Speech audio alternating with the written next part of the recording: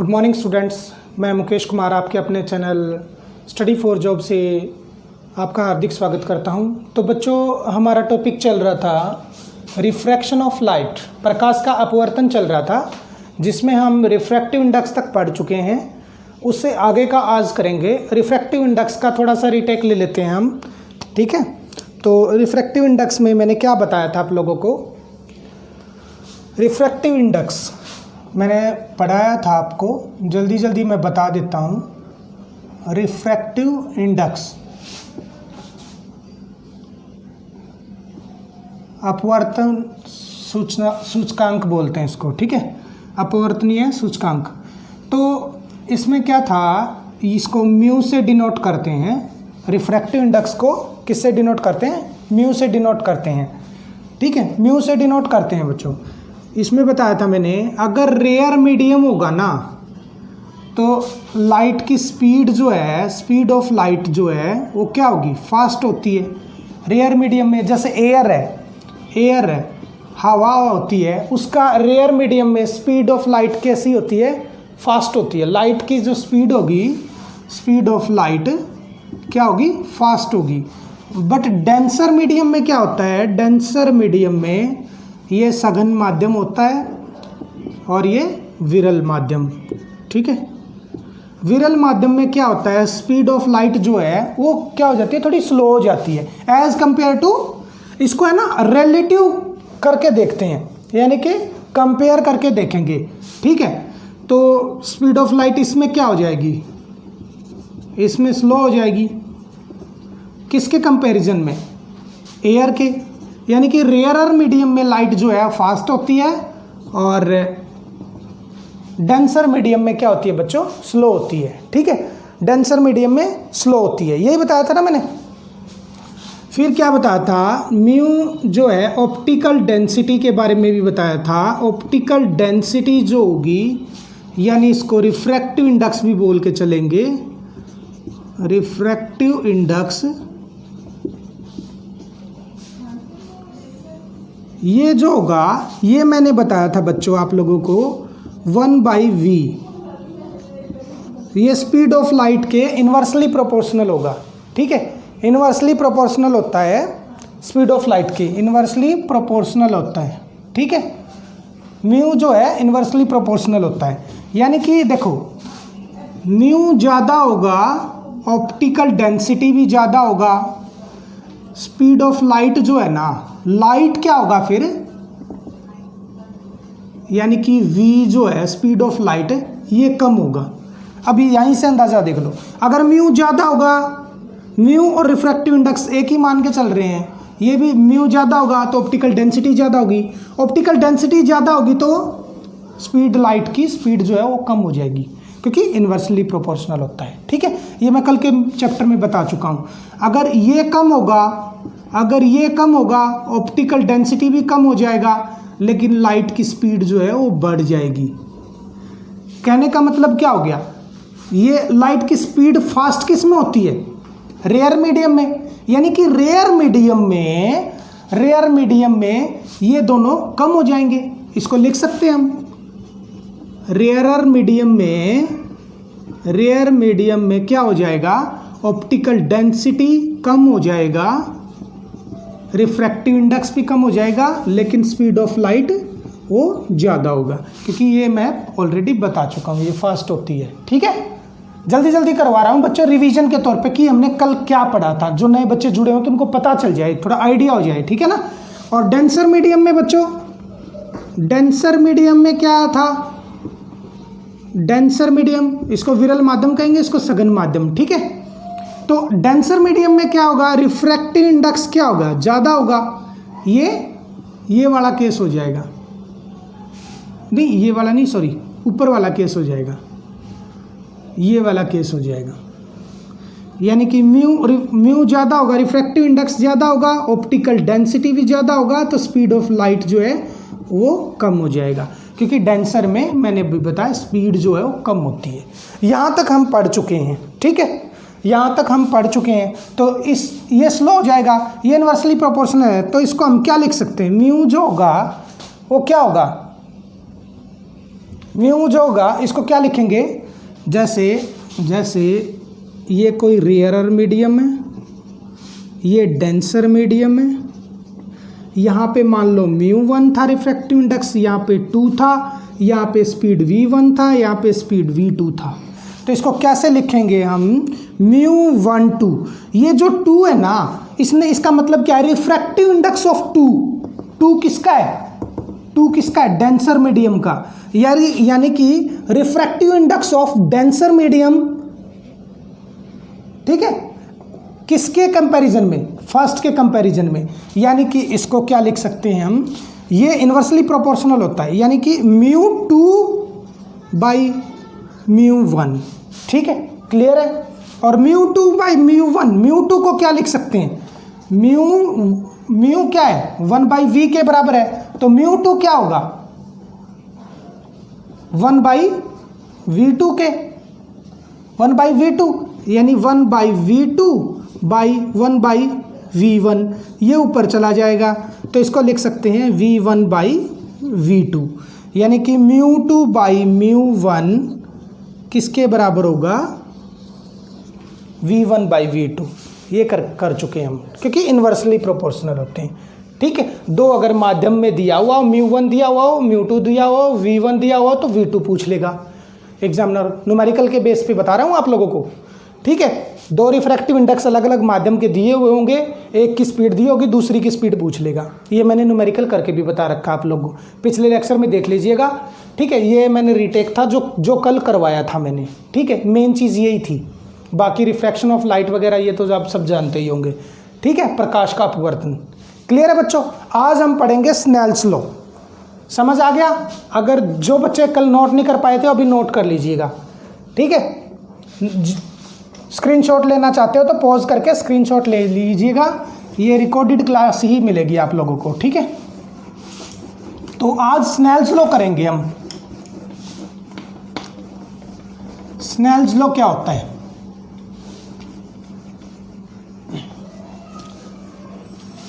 मान लो कि speed of light जो है मतलब अलग अलग एंगल पे गिरे, स्नेल्स लॉ क्या होगा, स्नेल्स लॉ करेंगे हम। स्नेल्स लॉ क्या कहता है हमें, लाइट है ना अलग अलग एंगल पे गिर रही है, रेयरर टू डेंसर।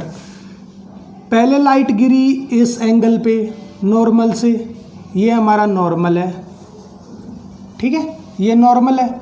इस एंगल पे गिरी है, ये एंगल ऑफ हमारा इंसिडेंस हो जाएगा, ठीक है। इस एंगल पे गिरी है, जाना किस तरफ चाहिए था, इसको इस तरफ जाना चाहिए था, लेकिन इस तरफ ना जाकर क्या होगा, इस तरफ ना जाकर ये क्या होगा, रेयर मीडियम से डेंसर मीडियम में आता है। ये रेयरर मीडियम है, ये डेंसर मीडियम है बच्चों। रेयर होता है सघन माध्यम और ये होता है विरल माध्यम, ठीक है। रेयर से डेंसर में लाइट आई, इसको बोलेंगे हम इंसिडेंट रे। बिल्कुल बेसिक मैं पहले बता चुका हूं, वैसे फिर भी बता देता हूं मैं अभी। इंसिडेंट रे आई, ठीक है, इसको जाना इधर को चाहिए था, तो क्या हुआ, रिफ्रैक्ट हो गई।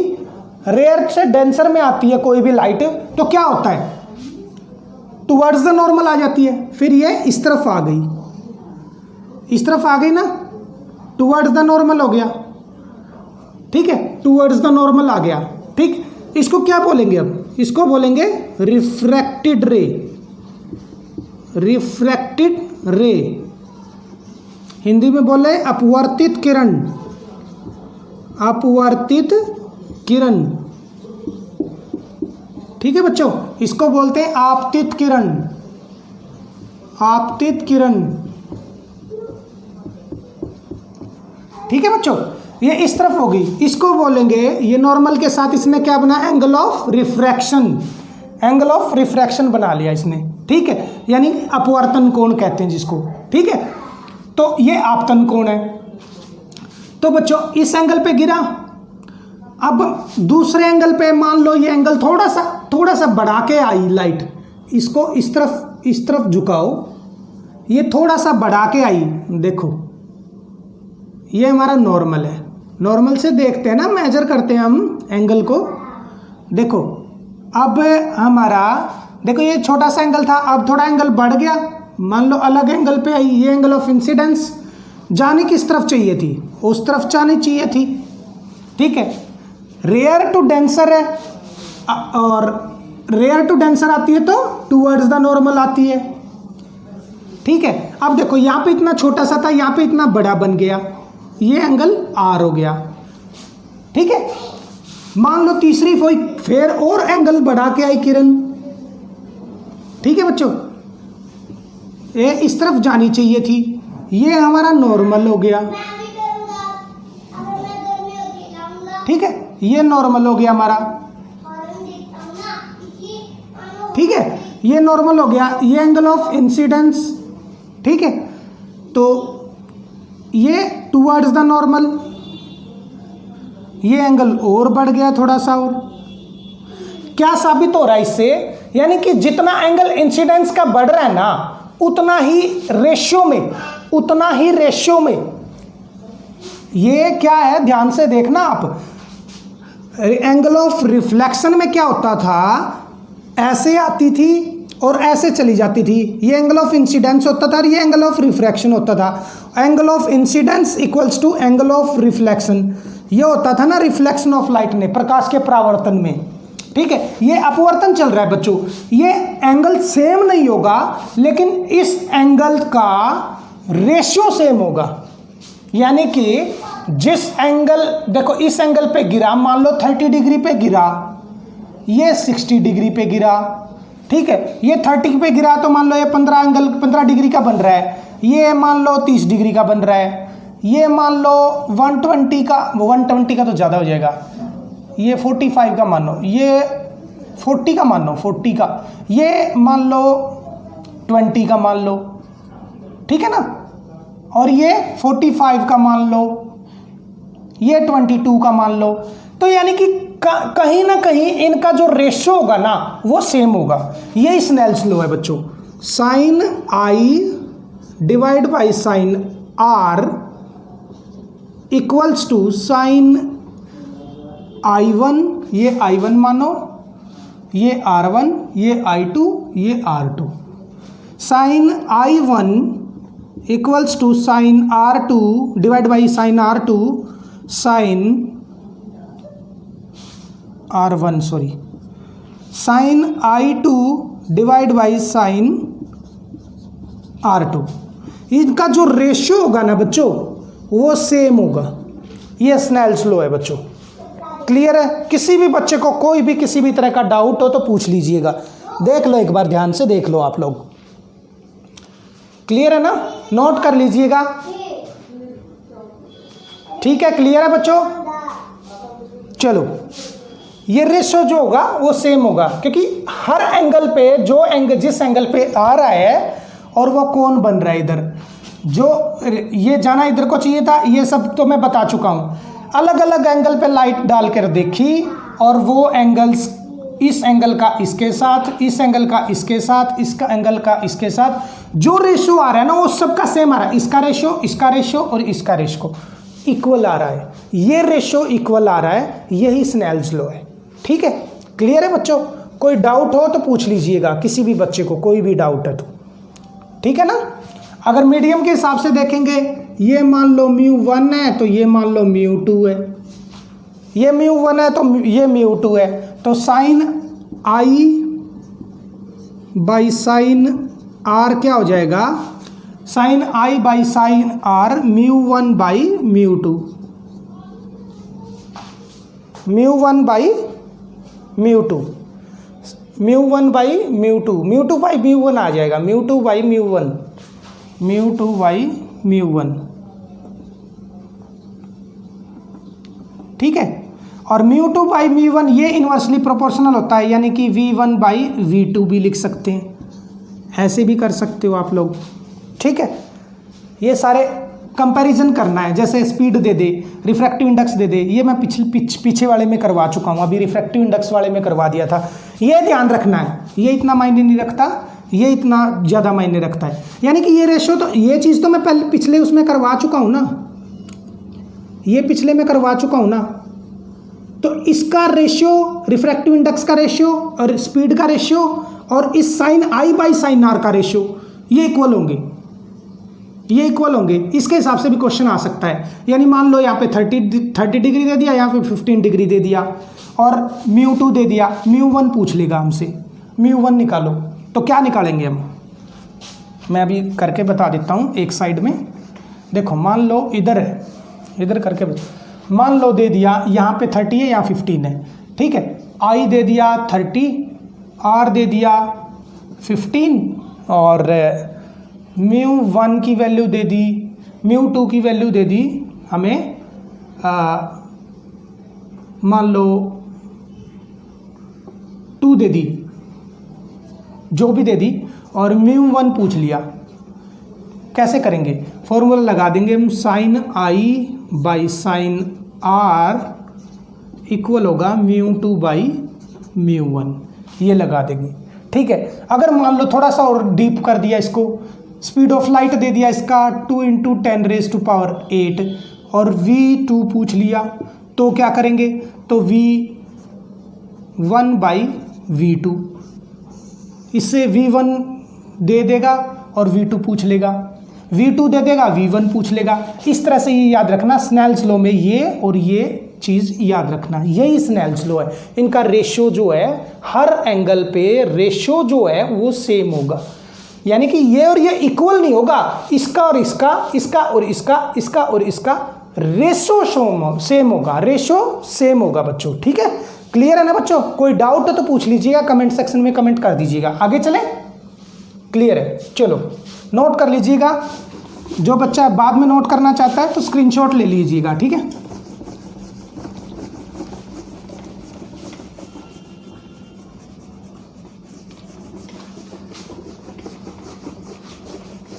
न्यूमेरिकल में सारे एक साथ ही कराऊंगा बच्चों, ठीक है।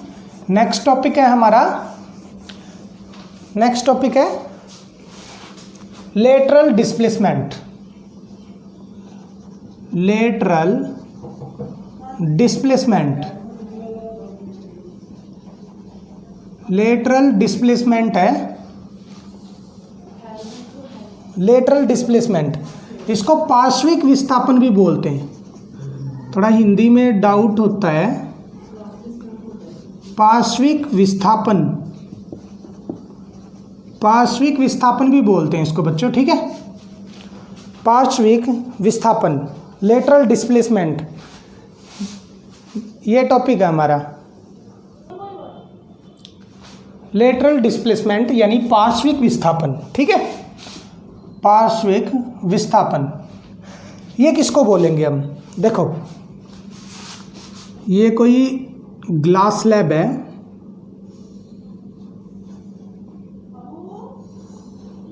ठीक है। इधर से रे आई, ठीक है, जानी चाहिए थी इस तरफ, ये हमारा नॉर्मल हो गया, ठीक है बच्चों। तो क्या होगा, ये रेयरर मीडियम है और ये डेंसर मीडियम है। ग्लास भी तो डेंसर मीडियम ही में ही आता है ना बच्चों। तो ये क्या होगा, रेयर से डेंसर में आई है कोई भी लाइट रे, तो इसको क्या होगा, टुवर्ड्स द नॉर्मल आ जाएगा, टुवर्ड्स द नॉर्मल आएगी ना, टुवर्ड्स द नॉर्मल, ठीक है। यानी ये क्या हो गया, नॉर्मल के साथ एंगल ऑफ रिफ्रैक्शन, ये एंगल ऑफ इंसिडेंस, ठीक है बच्चों। तो यहाँ पे भी रिफ्रैक्ट होगी, तो ये मान लो हमारा नॉर्मल है, तो ये क्या होगा, ये डेंस, अब डेंसर से रेयर में जाएगी, ये डेंसर है ना और ये रेयरर है, ठीक है।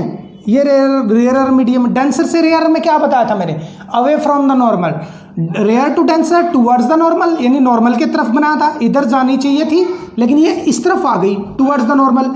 ये रे किधर जानी चाहिए थी, ये रे इधर को जानी चाहिए थी, ठीक है ना बच्चों।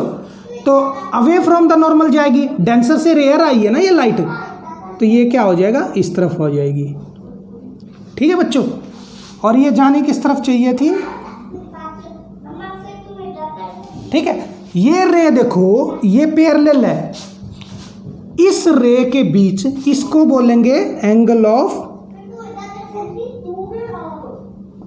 इमरजेंस। ये होगा ई होगा angle of emergence, angle of emergence, ठीक है। ये एंगल ऑफ इंसिडेंस था। ये इंसिडेंट रे बच्चों, इंसिडेंट रे, आपतित किरण, ठीक है।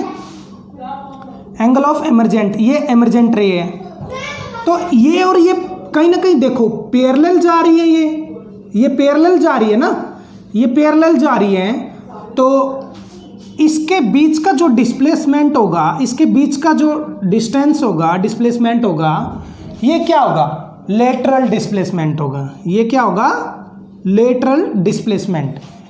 जानी चाहिए थी इस तरफ लेकिन आ गई इस तरफ, जा रही है इस तरफ से, तो इसके बीच का जो डिस्प्लेसमेंट होगा, ठीक है, इसको हम लेटरल डिस्प्लेसमेंट बोलेंगे। क्लियर है बच्चों? क्लियर है ना? एक बार दोबारा से रिपीट कर देता हूँ, एक बार दोबारा बता देता हूँ आप लोगों को।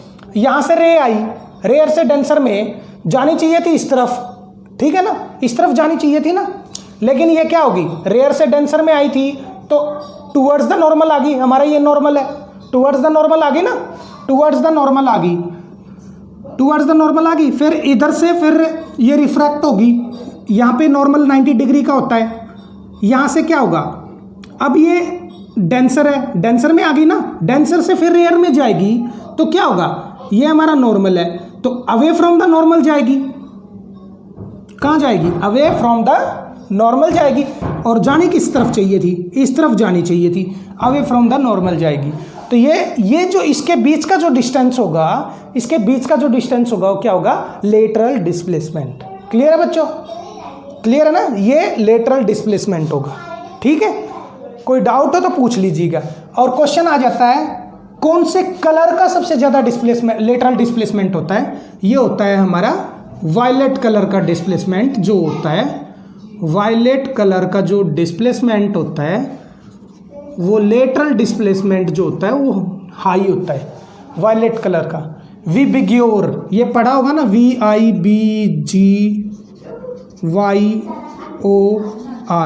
1 2 3 4 5 6 7, ये 7 कलर है ना।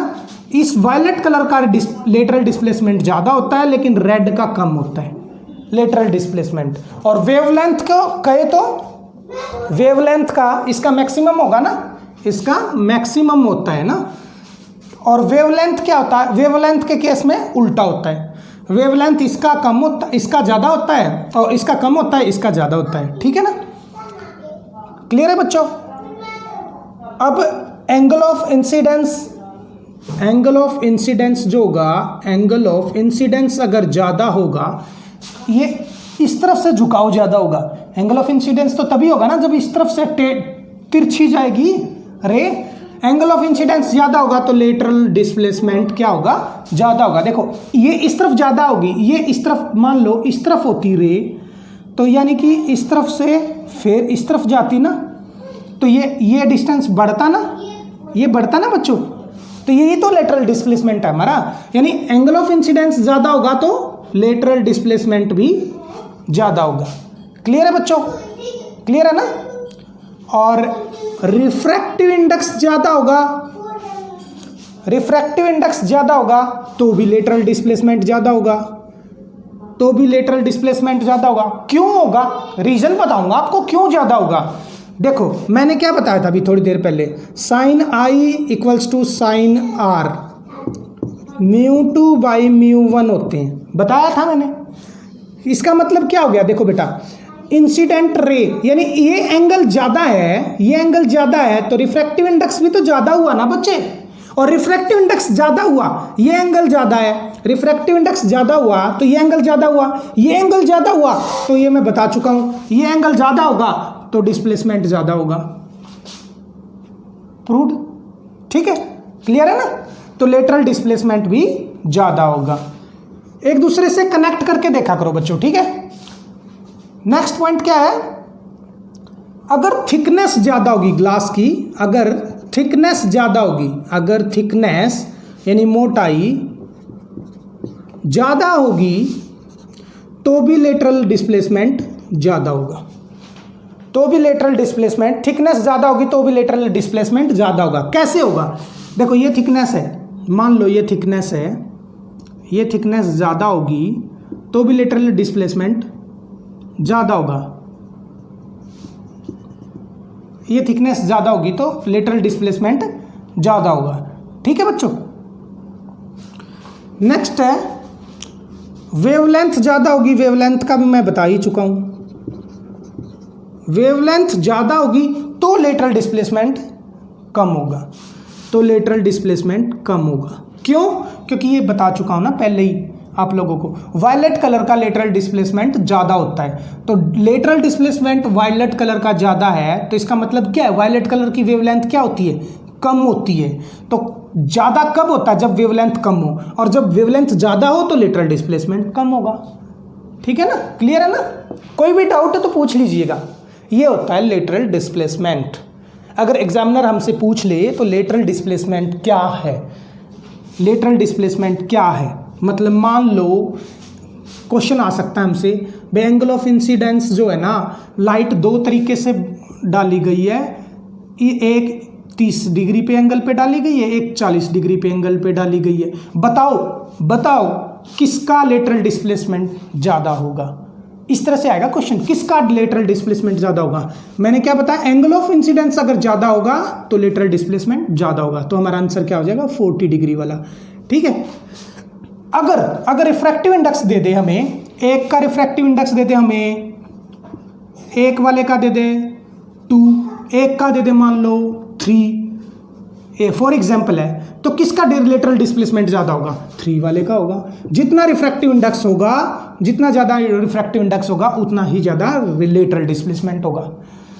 थिकनेस दे दे, एक की थिकनेस दे दे, एक में से ऐसे गुजारी गई है, दूसरे ग्लास स्लैब में से जिसकी थिकनेस 0.2 mm है, ठीक है, और जिसकी 0.1 mm है, किसका लेटरल डिस्प्लेसमेंट होगा? 0.2 वाले का।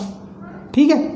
और वेवलेंथ दे दे, वेवलेंथ जिसकी कम होगी, ये इन्वर्सली प्रोपोर्शनल है, वेवलेंथ जिसकी कम होगी, यानी कि वायलेट कलर है, ये तो मैक्सिमम लेटरल डिस्प्लेसमेंट रखता है, मैक्सिमम होता है वायलेट कलर का, लेकिन वायलेट कलर नहीं देगा एग्जामिनर। एग्जामिनर क्या देगा आपको?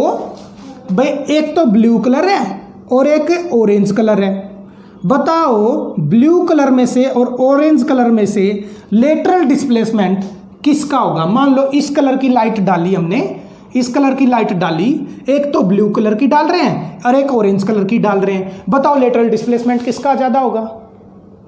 किसका होगा? ब्लू कलर वाली का, क्योंकि ब्लू कलर वाली का वेवलेंथ जो है वो कम है, लैम्डा जो है ना नीचे की तरफ जो है वो बढ़ता है, ऊपर वालों का लैम्डा कम है, वेवलेंथ कम है, और लैम्डा कम है तो लेटरल डिस्प्लेसमेंट ज़्यादा है, पार्श्व विस्थापन ज़्यादा है। क्लियर है बच्चों? क्लियर है ना? ठीक है, नोट कर लो इसको। वीडियो अगर पसंद आ रही है तो प्लीज़ बच्चों लाइक कीजिएगा, ज़्यादा से ज़्यादा शेयर कीजिएगा। ठीक है, चलो कर लिया होगा। नेक्स्ट आगे चलते हैं।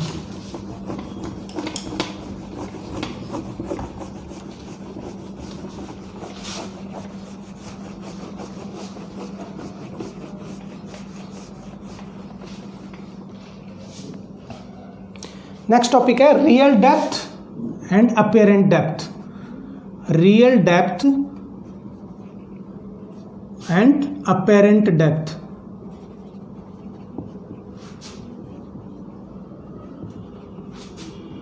Real depth, apparent depth. Real depth को बोलेंगे हम वास्तविक गहराई, वास्तविक और स्पष्ट गहराई। कैसे पता चलेगा हमें? ठीक है, अब देखो ये मान लो वाटर है,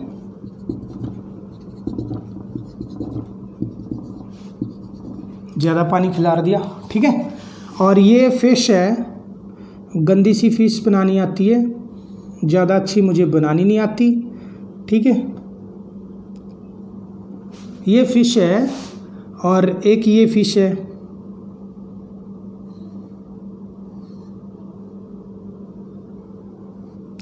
ठीक है, ये दो फिश हैं, यानी फिश तो असल में एक ही है। तो लाइट पड़ी ऐसे,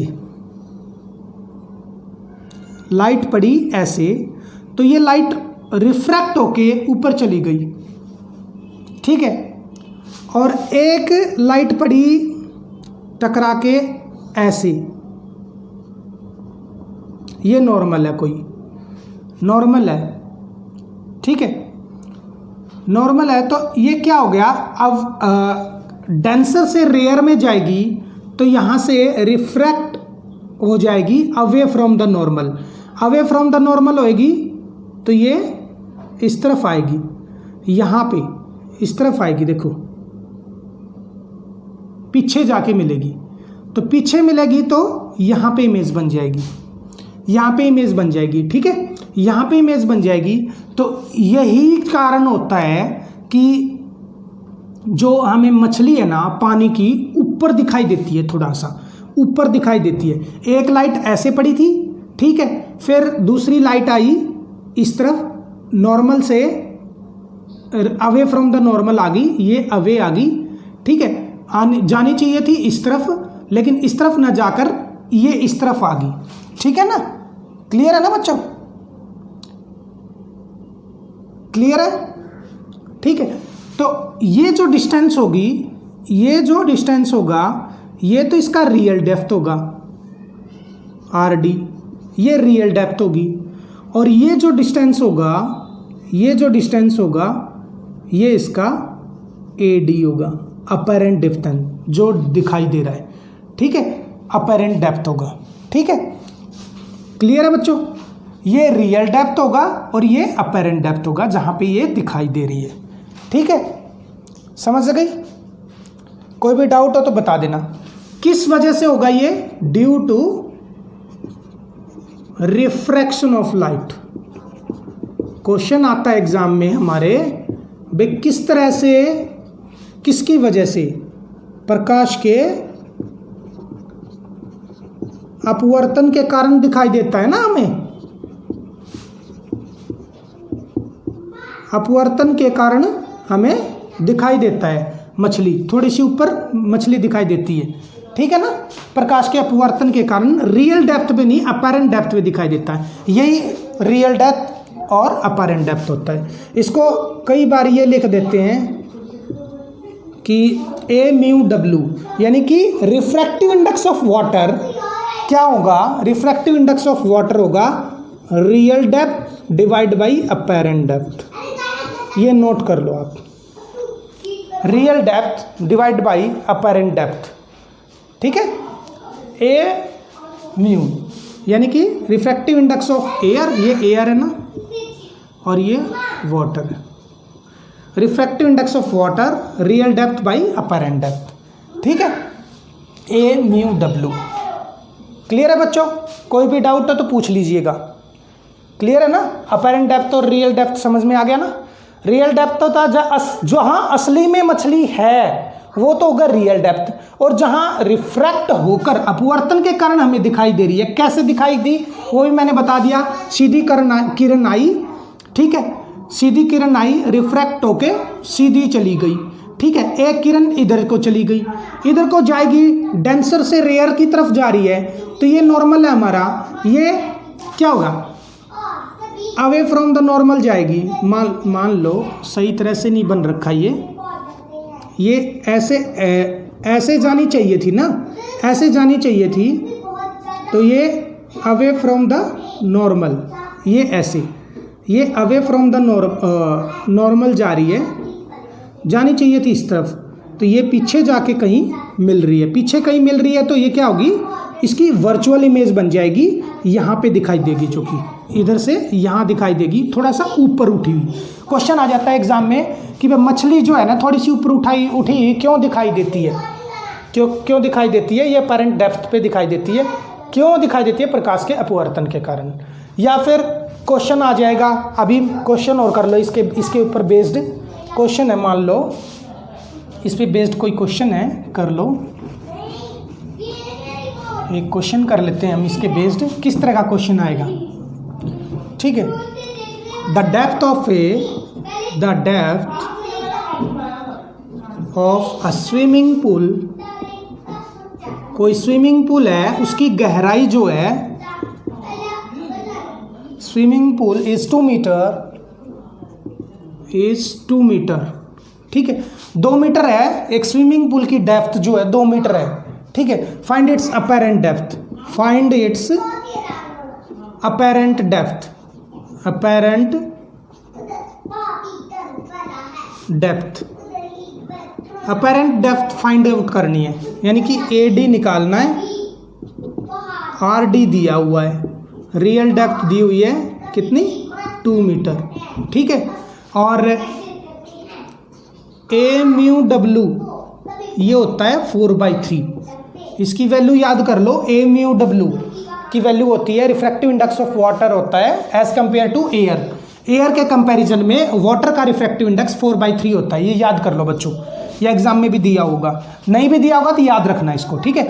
तो मैंने क्या बताया था आपको, AμW जो होता है वो किसके बराबर होता है, real depth by apparent depth, तो ये हो गया 4/3 इक्वल्स टू रियल डेप्थ कितना है, रियल डेप्थ कितना है 2 मीटर, डिवाइड बाई AD निकाल देना है। तो AD जो आ गया हमारा 2/4 × 3 2, यानी कि 3/2, यानी कि 1.5 मीटर। क्वेश्चन आएगा, हिंदी वालों के लिए बता दूं, एक स्विमिंग पूल की गहराई 2 मीटर है, फाइंड इट्स अपेरेंट डेप्थ नहीं देगा, अपेरेंट डेप्थ से तो हम समझ जाएंगे। क्वेश्चन आ जाएगा, मान लो कि स्विमिंग पूल की गहराई है ना 2 मीटर है, और उसमें कोई बॉल पड़ी है, उसकी तलहटी में कोई बॉल पड़ी है, और वो बॉल है ना कितनी ऊपर दिखाएगी, प्रकाश की अपवर्तन के कारण वो बॉल कितना ऊपर दिखाई देगी, कितना ऊपर दिखाई देगी, ठीक है ना। उसकी अपेरेंट डेप्थ पूछ लेगा कि भाई तलहटी के बीच की, सरफेस के बीच की और उसके बीच की, मतलब क्या अपेरेंट डेप्थ होगी, यानी कि कितना मीटर ऊपर प्रतीत होगी, ये नहीं दिखाई देगी, ये नहीं आएगा, ये कुछ और चीज़ हो जाएगी, ये इसकी थोड़ी देर में जिक्र करेंगे। कितना ऊपर नहीं आएगा, कितना ऊपर नहीं आएगा, ठीक है। उसका क्वेश्चन आ जाएगा कि भाई सरफेस से जहाँ पर परछाई दिखाई दे रही है उसकी दूरी क्या होगी, उसी को अपेरेंट डेप्थ कहते हैं ना, सरफेस से जहाँ पे इमेज दिखाई प्रतीत हो रही है हमें, तो उसका ये आ जाएगा, ठीक है। और वाटर का refractive index as compare to air 4/3 होता है, ये बात ध्यान रखना बच्चों, ठीक है। इस तरह से न्यूमेरिकल आएगा, नोट कर लो इसको, क्लियर है। तो वीडियो अगर पसंद आ रही है तो प्लीज़ बच्चों लाइक कीजिएगा, शेयर कीजिएगा, सब्सक्राइब कीजिएगा ज़्यादा से ज़्यादा, ठीक है। चलो, ज़्यादा टाइम ना लेते हुए, आज लेक्चर कुछ ज़्यादा ही लेंथी हो गया, तो ये टॉपिक ही ऐसा था, थोड़ा ज़्यादा ध्यान दे के समझाने वाला टॉपिक था, इसलिए ज़्यादा टाइम लग गया आपका। अब हम देखेंगे इसी पे बेस्ड एक छोटा सा और टॉपिक है, ये भी कर लेते हैं, फिर बाकी कल करेंगे। इस पे बेस्ड है शिफ्ट। शिफ्ट क्या होगा, ठीक है, शिफ्ट, शिफ्ट क्यों, शिफ्ट वो भी बता देता हूँ। ये पानी है, ये हमारा पानी, रे पानी, ये हमारा पानी है, ठीक है, ठीक है बच्चों, ये पानी है, यहाँ पर कोई मछली है, ठीक है, यहाँ पर कोई मछली है और यहाँ दिखाई दे रही है, मान लो ये कुछ ज़्यादा ही बड़ी होगी, सॉरी बच्चों, साइज़ पे मत जाइएगा, ठीक है। ये हमारा RD है, रियल डेप्थ, ये हमारा AD है, अपेरेंट डेप्थ। ये जो इसके बीच का जो डिस्टेंस होगा ना बच्चों, ये होगा शिफ्ट, इसको कहेंगे हम शिफ्ट, ठीक है, ये शिफ्ट होगा, इसके बीच का जो डिस्टेंस होगा शिफ्ट होगा, ठीक है, क्लियर है बच्चों। इसके बीच का जो डिस्टेंस होगा, ये क्या बताया था मैंने, रियल डेप्थ, वास्तविक गहराई, जहाँ पर मछली है, तलहटी में है, जहाँ भी है, ठीक है, ये वास्तविक गहराई है इसकी, और ये इसकी अपेरेंट डेप्थ, ये जो स्पष्ट गहराई है जो दिखाई दे रहा है, ठीक है, और इसके बीच की जो दूरी होगी ना उसको शिफ्ट बोलेंगे हम। यानी कि कितना इमेज जो है कितना शिफ्ट हो गई रियल डेप्थ से, कितना शिफ्ट होगी, यही शिफ्ट है। ठीक है, शिफ्ट यही है। ठीक है, इसको क्या लिखेंगे हम, are D minus A D. ठीक है, शिफ्ट निकालना हो तो R D minus A D. Note कर लो भाई बच्चों, ये कोई भी यूट्यूब चैनल पे नहीं सिखाएगा आप लोगों को ये चीज़ें, जो मैं आप लोगों को प्रैक्टिकल समझा रहा हूँ। ठीक है, नहीं तो क्वेश्चंस याद कराएंगे और काम खत्म हो गया, बस ऐसे करेंगे। ऐसा मुझे करना नहीं है। ठीक है, मुझे रियलिटी जो है ना टॉपिक आप लोगों को अच्छे से समझ आए, जो देखते ही आ जाए। ठीक है ना, क्लियर है ना बच्चों। तो मैंने क्या बताया था आपको, म्यू डब्ल्यू जो एज कंपेयर टू एयर क्या होता है, are D by A D था ना, अभी थोड़ी देर पहले ही बताया था। तो R D minus A D ये क्या है, शिफ्ट है, और R D by A D ये mu as compare to water, ये बताया था। और वो जरूरी नहीं है वाटर भी हो, तो ग्लास भी हो सकता है, ग्लास भी हो सकता है are D by A D.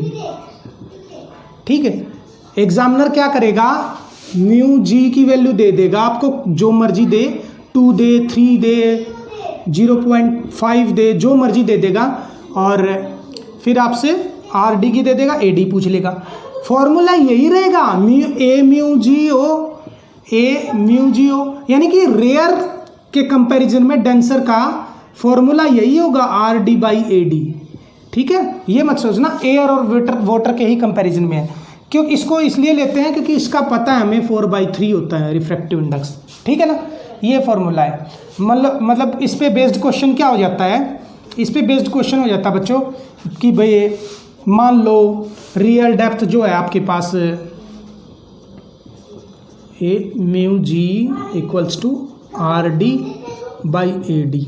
ठीक है, मान लो आपको दे देता है कि आर डी की वैल्यू दे दी, मान लो रियल डेप्थ है 5 मीटर और ए डी की वैल्यू दे दी 3 मीटर। मान लो ए डी की वैल्यू नहीं दी, चलो आर डी की वैल्यू दे दी इतना, और म्यू ए जी की वैल्यू दे दी 0.5 2 मीटर मान लो, 2.5 मान लो। ठीक है, ये दे दी मान लो आपको। ठीक है, तो आपसे पूछ लिया जाए शिफ्ट क्या होगा, शिफ्ट पूछ लिया जाए आपसे। ठीक है, मान लो आर डी की वैल्यू दे दी कि इतनी जगह पे रियल डेप्थ है, इस मछली का आर डी की वैल्यू है 5 मीटर, और ए म्यू जी है 2.5 मीटर। ठीक है, और बताओ शिफ्ट कितना इमेज शिफ्ट करेगी इसकी, ये पूछ ले, कितना इमेज शिफ्ट करेगी ये पूछ ले। तो क्या करेंगे हम, तो हमें पता है A mu G R D by A D होता है। ठीक है ना, पिछले क्वेश्चन में बताया था। ये 2.5 दिया हुआ, आर डी दिया हुआ 5, और ए डी गिवन है, तो ए डी इस तरफ आ जाएगा, तो ए डी निकल के आ जाएगा 5/2.5 यानी कि 2 मीटर। यानी अपैरेंट डेप्थ कितना है, 2 मीटर। तो अपैरेंट डेप्थ 2 मीटर है और 5 मीटर रियल डेप्थ है, तो शिफ्ट कितना आ जाएगा हमारा, शिफ्ट होगा 5 - 2 यानी कि 3 मीटर, यानी कि 3 मीटर इमेज जो है शिफ्ट कर गया, 3 मीटर डिस्टेंस आ जाएगा, 3 मीटर जो इमेज है ना वो शिफ्ट कर गई। सिर्फ और सिर्फ यही क्वेश्चन ही याद करना कि भाई हमें मछली ऊपर की ओर दिखाई क्यों देती है, प्रकाश के अपवर्तन के कारण, बस हो गया काम खत्म। ऐसा नहीं करना हमें, क्यों दिखाई देने के साथ साथ हमें ये भी पता होना चाहिए कि कितना शिफ्ट करी, कैसे शिफ्ट करी। बताया ना मैंने कैसे शिफ्ट करी, कि लाइट सीधी पड़ी थी, ठीक है, यहाँ पे फिर सीधी करने के बाद ये उल्टी चली गई, और फिर एक लाइट इधर को गई, इधर मान लो नॉर्मल था, नॉर्मल होने की वजह से डेंसर से रेयर की तरफ जाते हैं, तो जानी इस तरफ चाहिए थी, तो ये अवे फ्रॉम द नॉर्मल होगी, अवे दूर हट गई यानी कि दूर गई, ये अवे फ्रॉम द नॉर्मल होगी, ये पीछे कहीं आकर मिली, तो यहाँ मिली, यहाँ पर इसकी इमेज बन गई। कैसे भी बता दिया, क्यों भी बता दिया, और कितना भी बता दिया, कितना शिफ्ट हुई। ठीक है, ये होता है असली पढ़ाई। ठीक है बच्चों, आज के लिए बस इतना ही। अगर लेक्चर आप लोगों को असल में पसंद आया ना तो प्लीज़ लाइक ज़रूर कीजिएगा, और नहीं पसंद आया तो कोई और तरीका चाहते हैं तो प्लीज़ कमेंट सेक्शन में कमेंट ज़रूर कर दीजिएगा, ताकि नेक्स्ट टाइम मैं और इम्प्रूव कर सकूं। ठीक है, ज़्यादा से ज़्यादा शेयर किया करो बच्चों, सपोर्ट करो। ठीक है, आज के लिए बस इतना ही। अपना ख्याल रखिएगा, अपनी फैमिली का ख्याल रखिएगा। Bye bye, take care. जय हिंद, जय भारत, जय हरियाणा। ठीक है।